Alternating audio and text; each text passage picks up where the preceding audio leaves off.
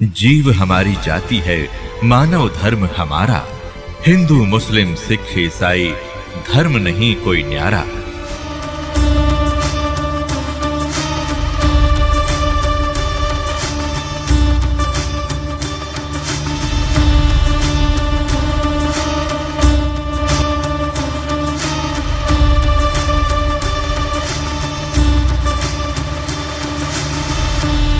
उसकी कोई प्रतिमा नहीं है, उसका कोई आकार नहीं है, उसकी कोई स्टैच्यू नहीं है, उसका कोई मूर्ति नहीं है।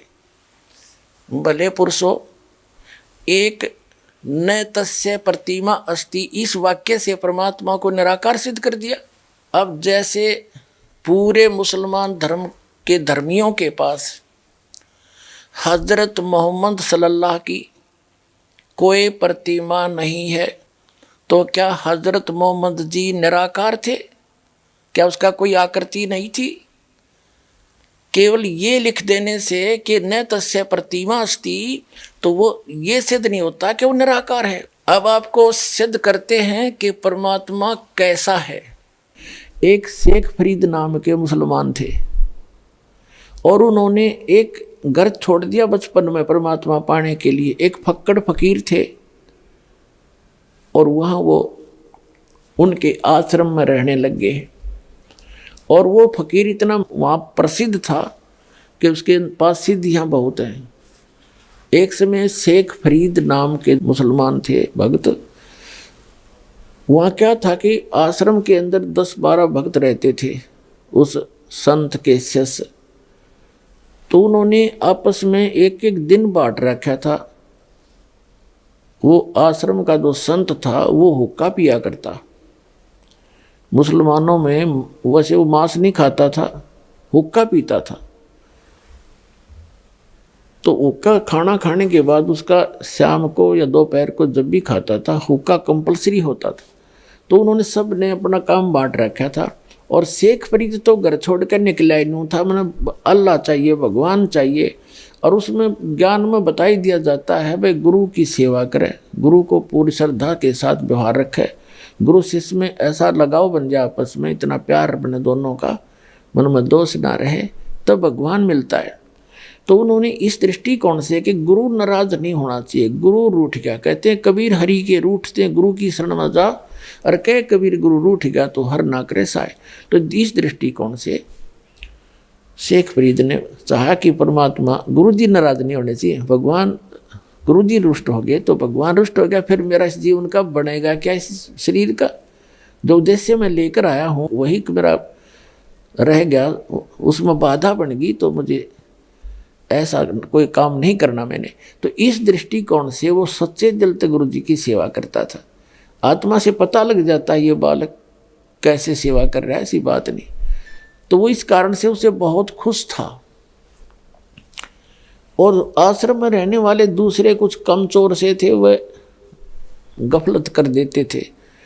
तो उनके मन में ये आ गया कि गुरु जी शेख इस फरीद के साथ ज़्यादा लगाव रखते हैं और किसी तरह इस गुरु जी की नज़रों से इस शेख फरीद ने गिरावा।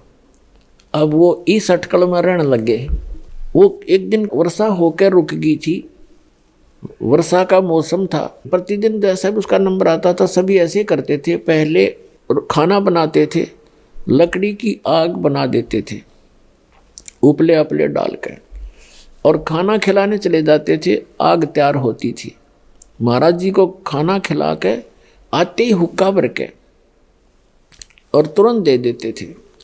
और वो गुरुजी इतने क्रोधी थे, 5 मिनट लेट हो जा कोई हुक्का ना लाओ, यानी कोई भी काम देर कर दे तो सोटा ठाकर मारा करते, डंडा रखा करते। और उसको कई दिन सेवा नहीं देते थे, एक तरफ बैठा देते थे। तो उन्होंने क्या किया, शेख फरीद गया खाना खिलाने गुरुजी को झोपड़ी में। चूल्हा रसोई दूसरे स्थान पर थी, उन्होंने उसको पानी मार दिया, छिट्टे मार दिए, बुझा सी दी। अब शेख फरीद तो अपने हिसाब से आया था कि 2 मिनट लाऊंगा भर के चलम दे दूंगा। अब वो आके देखा तो आग नहीं। उन्हें सोची भाई मौसम खराब है, ना सक गया उसका कि किसी और ने गड़बड़ कर रखी है, और आग तो बुझ गई। वो उठाकर चलम, और थोड़ी सी दूरी पर गांव था, वहाँ धुआं उठ रहा था, कोई बहन बेटी माई अपना चूल्हा जलाने की चेष्टा कर रही थी। वो दौड़ा दौड़ा गया तो वहाँ क्या कर रही थी वो माई, क्योंकि मौसम वर्षा का था, लकड़ी जलाव थी, कभी बुझ जाव थी, फूक मारा थी, आंखों में धुएं से आंखें पानी गिर रहा था। तो शेख फरीद दौड़ा दौड़ा गया, युवा लड़का था 20-22 वर्ष का, और कहने लगा माई आग नहीं दे दे, माई आग डाल दे, थोड़ी आग दे दे मुझे। और माई हो रही थी दुखी धुएं में, वो न बोली देख के न बोली आग नहीं ना मिलती, आँख फुड़वानी पड़े आग के लिए। तो उसने चिमटा देगा आँख में, उस संत ने, शेख फरीद ने अपनी आँख निकाल के दर दी। अगले माई आँख ले फोड़ दी मैंने, अरीब तो आग दे दे। वह माई डर गई, अगतन तक कही थी स्वाभाविक, संत ने तो साची कर दी। और इसका गुरु जी तो बड़ा पहुंचा हुआ संत है, तेरी कदे सारा काम ना बिगाड़ दे। उसने सारी आग निकाल दी चूल्हे में। अकले ले महाराज जी वह दरकस सारे आग ने भरकर तो चल पड़ा, भाग्या गया फिर फटाफट। अब उस संत ने एक आवाज़ लगाई, जब वो 2-3 किले दूर था, पहली आवाज़ लगाई, रस फरीद कहाँ मर गया तू? आ गया गुरुजी, आ गया गुरुजी। दूसरी आवाज़ लगाई, जब रख की तो मर गया था, इतनी देर लगा दी। बस यहीं था गुरुजी, देर होगी, थोड़ी सी आग खराब सी होगी थी, मौसम खराब है ना। और उस आँख पर कपड़ा बांध लिया उसने, एक आँख के ऊपर गए, जो आँख फोड़ निकाल दी थी। अंधेरे का मौसम था, गुरुजी ने कहा के लाग गया, क्या कुछ दया आपकी महाराज के लागे था, आप कह रहे थे। और रोका भर दिया, और बूढ़ा तो पी के सो गया संत तय। अब वो सारी रात बेचैनी में रहा बेचारा, आँख फूट रही उसकी, कोई बात नहीं, जैसे तैसे। उसका उद्देश्य ये था कि गुरुजी नाराज ना होना चाहिए, आँख ने के गाड़ दूंगा। जब मालिक रूस गया था, अब कहते हैं देखो कितना सेक्रीफाइस भी कर रहा था, और कित कर रहा था वो महापुरुष, किसके सामने, वहाँ कुछ था ही नहीं। अब उस माई ने नींद आई नहीं सारी रात, क्योंकि रात होगी मैं जाऊँगी तो महात्मा धमका देगा, तो रात ना आई कैसे यहाँ पर, और शराब दे देगा। तो सुबह वक़्त से उठ दिन निकलते ही पहुँच गई और कहे महाराज जी मेरे से गलती होगी, माफ़ कर दो। महाराज जी उठा, कहने लगा क्या बात है माई, क्या बात है? क्या आपके चिल्ला गया था और मैं धुएं में दुखी हो रही थी, वर्षा का मौसम था, लकड़ी गिल्ली थी, मैंने खूब कोशिश कर रखी थी आग बनाने की, आपका चिल्ला गया। मैंने तो मजाक कर रहा था महाराज जी। उसने आँखें काट के धर दी, बर्तन के कापड़ पर धर के लेगी उसने, ढक्कन पर, मटके के ढक्कन है ना, कापड़ बोले उसने, ये आँख काट के धर दिया, आपके बच्चे ने, मेरी गलती कती नहीं। उसने सोची अब कदे शराब ना दे दे। तब उसने बुला कर, शेख इधर आ भाई फरीद। कहाँ जी, क्या हो गया, क्या बात होगी? कुछ ना मालिक, जो शरीर आपका आँख की के बात थी दाता, आप नाराज नहीं होने चाहिए, इस मट्टी का बनेगा क्या? तब ने बोला बेटा यू खोल रुमाल। उन्होंने रुमाल खोला, आँख पूरी होगी शेख फरीद की, उनके गुरु जी की सिद्धि है। अब पुण्यात्माओं, इतनी सिद्धि युक्त प्राणी संत, आसपास उसका खूब बोलबाला हो गया इस बात से। माई ने जब आँखें देखी, सारी कहानी बताई, सारे गांव में चर्चा होगी, और तरह बे ऐसा महापुरुष नहीं देखा। अपने चेले की आँख भी ठीक कर दी, स्वस्थ हो गया। लेकिन वो आँख थोड़ी छोटी बन गई, ये प्रमाण देने के लिए कोई संत ने इसको ठीक कर दिया। अपने आत्माओं, इसका रिजल्ट देखना क्या है। इस कथा जो दास सुनाने जा रहे हैं आपको, सारे भ्रम मिट जाएंगे आपके। अब कुछ दिनों के बाद क्या होता है, संत जी की मृत्यु होगी, उस फकीर की, आश्रम वाले की। और वो चेले इस सब अच्छे चिंतित थे। एक शेख फरीद से महात्मा ज़्यादा प्यार करते हैं, कहीं इसको प्रधान ना बना जाए आश्रम का। लेकिन साधु संत भक्ति के लिए निकलते हैं, इन आश्रमों के लिए नहीं। कुछ दिनों के बाद उसने उस आश्रम को त्याग दिया कि उनके गुरुजी ने क्या बता रखा था कि बेटा ज़्यादा से ज़्यादा तप करो, और तपस्या ज़्यादा करने से जितना शरीर को कष्ट दोगे उतना भगवान आपको मिलेगा और दर्शन देगा। अब देखो कमाल की बात है, सबके साथ ऐसे कर रखा काल ने। आप किसी हिंदू यानी सनातन धर्म के व्यक्ति ने पूछ कर देख लो भगवान कैसा है, कहते निराकार है।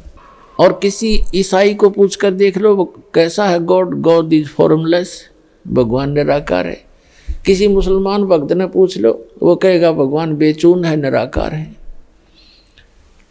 और तो क्या हुआ, शेख फरीद ने सोचा गुरु जी का आदेश है, वे जितना गणा तप करेंगे भगवान मिल जाएगा। तो उन्होंने कहते हैं 12 वर्ष में 1.25 मन यानी 50 किलो अन्न खाया। 12 वर्ष, एक वर्ष में 365 दिन, और 12 वर्ष 12 से गुणा कर लो, और एक दिन की एवरेज निकाल कर देख लो 50 किलो कितने दानों का आटा इससे आता है। 10 ग्राम नहीं आओ एक दिन में। इतना आहार कर किया उसने कुल 12 वर्ष में, और तपस्या करी। शरीर कति सूख का कांटा हो गया, अस्थि पिंजर शेष रह गया, और कुएं में लटका करते थे। और कष्ट देने के लिए ऊपर पैर बांध लेते थे, वृक्ष के टहनी कर नीचे कुआं था, उस वृक्ष के रस्सा बांध कर नीचे चले जाते थे, क्योंकि बाहर कौवे आँख निकाल लेते हैं। और बाहर आते थे, थोड़ा बहुत आहार करते थे, फिर लटक जाते थे।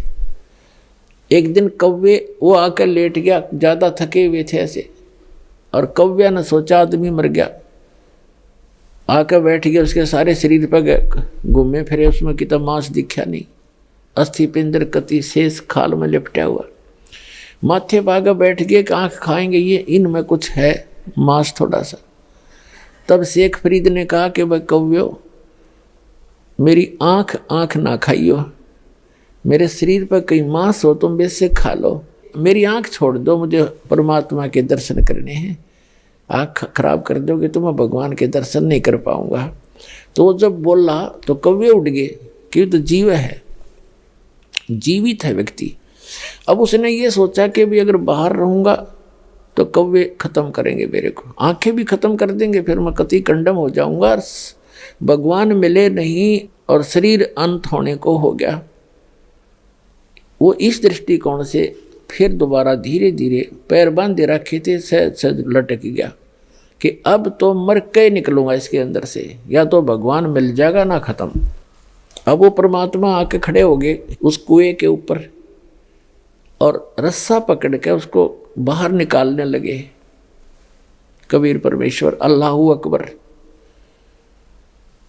तो शेख फरीद ने कहा कि भाई कौन है, मेरे साथ शरारत मत करे, क्योंकि पहले वो ऐसे कुएं में लटक रहे होते थे, तो बच्चे आते थे उसके रस्से न डंडी तो घुमा देते थे। शेख फरीद कभी इधर लगता था कुएं में, कभी इधर लगता था, और वो ऐसे कर लेता था। अब बच्चे हैं, छेड़छाड़ कर चले जाएंगे थोड़ी देर में, वो एक बार धक्का के भाग जाते थे।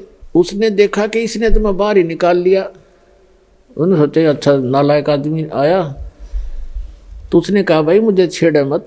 शेख फरीद कहता है भगवान से कि मुझे ना छेड़, और तू अपना काम कर, मैं अपना काम कर रहा हूँ। तो परमात्मा ने पूछा आप क्या कर रहे हो महात्मा जी? कि मैं परमात्मा के दर्शनार्थ, परमात्मा के पाने के लिए, भगवान को देखने के लिए, परमात्मा का दीदार करने के लिए और साधना कर रहा हूँ। तो परमात्मा ने कहा कि जिस भगवान की तू साधना कर रहा है, पहले तो यह साधना ठीक नहीं तेरी। परमात्मा ने कहा कि मैं हूँ वो अल्लाहू अकबर। शेख फरीद ने सोचा तो कति पाड़ी टकराएगा उससे, तो निरा निकम्मा आदमी है, अपने आप को भगवान कहता है, फिर भी साधु अपने भाव से बोला करते हैं। तो शेख फरीद ने कहा कि भाई ऐसे ना बोल, तुझे पाप लगेगा। भगवान दिखाई थोड़ा ही देता है, भगवान तो बेचून है, निराकार है, और आदमी भगवान नहीं हो सकता। तो परमात्मा ने कहा कि भले आदमी, तुम्हारी थ्योरी क्या और प्रैक्टिकल क्या कर रहे हो तुम? एक तरफ ते कह रहे हो कि भगवान बेचून है, निराकार है, दिखाई नहीं दे, और ऊपर से न्यों उसके दर्शनार्थ में प्रयत्न कर रहा हूं। खाक देखेगा जब निराकार है तो क्या देखेगा, कुंडले डोरा है।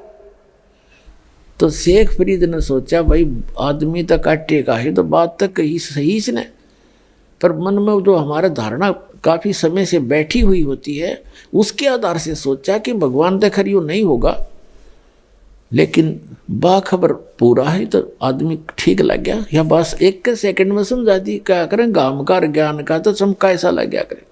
एक का चोट से धारी आदि मिलन दाचा, उसकी एकदम बुद्धि घूम गई। अगर सचमुच एक तरफ तो हम मेरा बेचून बताऊं और फिर उसके दीदार के लिए प्रयत्न कर रहा, दर्शनार्थ, भगवान ने देखूंगा, भगवान पाऊंगा, निराकार का पाओगा क्यों, तो फिर तो उसने उसके यह बात समझ में आ गई। नो के नो पैर पकड़ दिए, और लटके ने बोला महाराज मैंने रास्ता बता दे, मैं तो परमात्मा के लिए अगर छोड़ के आया था, आज तक मैंने तो शरीर का विनाश कर लिया पर मालिक आसपास नहीं मिले। तब उसने बताया परमात्मा ने कि भाई इस तरह तो लाख वर्ष कर ले तो भी तरह भगवान निकट नहीं आ सकता। वह विधि मैं बताऊंगा, मेरे पास है बच्चा, साधना करनी पड़ेगी, जब वहाँ जब उसकी प्राप्ति होगी। तब उसने धीरे धीरे कहने लगे थोड़ा बहुत आहार भी करना चाहिए, इस शरीर के साथ इसी दुश्मनी मत करो, बड़ी मुश्किल से मिलता है यो। इसमें कहते प्रथम अंदर संयम राखा, योग युक्त सब सतगुरु वाक है। गीता अध्याय नंबर 6 के श्लोक नंबर 16 में कहा कि अर्जुन ये योग ना तो ज़्यादा खाने वाले का, ना बिल्कुल ना खाने वाले का, ना ज़्यादा सोने वाले का, ना कति घना जागने वाले का कभी सफल नहीं हो सकता। प्रथम अंदर संयम राखे, योग युक्त सब सतगुरु वाक है। यानी पहले खाने पीने पर संयम करे, इतना भी नहीं खाओ दड़ी पक्का खा लो फिर अंगड़ाई टूटे, जा भक्ति कैसे करेगा। और बिल्कुल भी ना खाओ फिर भक्ति बने को ना पेट इकट्ठा हो जाए। अंदर संयम रखे, सीमित खावे, जिससे भक्ति भी बने और आलस भी ना छावे। तो शेख फरीद का फिर मोक्ष हुआ जब कबीर परमात्मा उसको मिल गए। देखो पुणात्माओं, दर्शन करना भगवान का कोई और बात है, परमात्मा के लोक में स्थायी स्थान पाने से हमें मोक्ष होगा, तब हमारा छुटकारा होगा, उसकी विधि है। जैसे भगवान शिव के साथ पार्वती माता उनकी पत्नी सदा साथ रहा करती, रोज दर्शन कराया करती, और उसका मोक्ष ना, उसको मंत्र मिला। अमरनाथ जो बना हुआ स्थान, वहाँ पार्वती जी को मंत्र दिया गया था। ये जो पहला आपको 5 नाम दिए जाते हैं, ये 5 नाम का दिया था। उस मंत्र से उसकी इतना मोक्ष हो गया जितना उस मंत्र से होना था, इतना अमरत्व प्राप्त हो गया उसको सच्चे दिल से भक्ति, सच्ची साधना करने से। लेकिन शिव जी के दर्शन से मोक्ष नहीं हुआ उसका। तो पुण्यात्मा परमात्मा 120 वर्ष, वो अल्लाहु अकबर, वो पूर्ण परमात्मा परम अक्षर ब्रह्म 120 वर्ष काशी में रहे। कितने लोगों ने दर्शन किए? 64 लाख तो शेष हो गए थे उनके उस समय, और सब ने दर्शन किए, कोई पार ना हुआ, क्योंकि उन्होंने उनके द्वारा बताई गई साधना पर विश्वास नहीं किया, वह साधना पूरी ना की और उनको एज ए गॉड ट्रीट नहीं किया। तो परमात्मा के लोक में जाने के लिए हमारी मर्यादाएं हैं, कुछ मंत्र हैं। उन मंत्रों की शक्ति से इस शरीर के अंदर जो हमारे सूक्ष्म शरीर है बॉडी के अंदर, इस स्थूल शरीर से प्रयत्न करके साधना करके हम उसको चार्ज करना हमने। और इस शरीर को छोड़ देंगे तो ऊपर का यहाँ का इस काल का दिया से प्राप्त मटेरियल है, इसको तो ये इतना सामान इसको छोड़ दे, इसके अंदर जो शरीर है वो हमारा इतना चार्ज हो जाएगा और फिर वो इससे निकलते ही और फुल स्पीड तो ऊपर जाएगा, तिरकुटी पर। इन सब के अकाउंट क्लियर मिलेंगे आपको, क्योंकि ये जो शरीर है सूक्ष्म शरीर फिर इतना लंबा हो जाएगा इससे निकलते ही भक्ति युक्त प्राणी का। जैसे आप कभी सूर्य की तरफ पीठ करके सुबह सुबह 10-11 बजे से पहले सूर्य की तरफ पीठ करके और अपनी छाया पर ध्यान रखना, अपनी छाया की छाती पर काफ़ी देर 1 मिनट एकटक देखते रहना और फिर सामने देखना। आपको ज़मीन से लेकर आसमान को छूता हुआ आपका सिर, नीचे पैर, इतना लंबा शरीर दिखाई देगा। तो ये शरीर इतना लंबा हो जाता है, फिर ये आत्मा यहाँ से स्टार्ट करती है मूल कमल से, इसमें से सूक्ष्म शरीर से, इसमें से निकल कर फिर त्रिकुटी में जाती है। त्रिकुटी ये वहाँ पहुँच जाता है, त्रिकुटी उस त्रिकुटी के पास ही। तो वहाँ यहाँ सारा क्लियर अकाउंट करके वहाँ पहुँच करके फिर आगे सब मंत्रों की जो भक्ति है वो स्थान पर इनको डिपॉजिट कराते चले जाएंगे, हमारा अकाउंट क्लियर होता चला जाएगा, तब हम सतलोक जा पाएंगे। तो इस प्रकार मोक्ष होगा।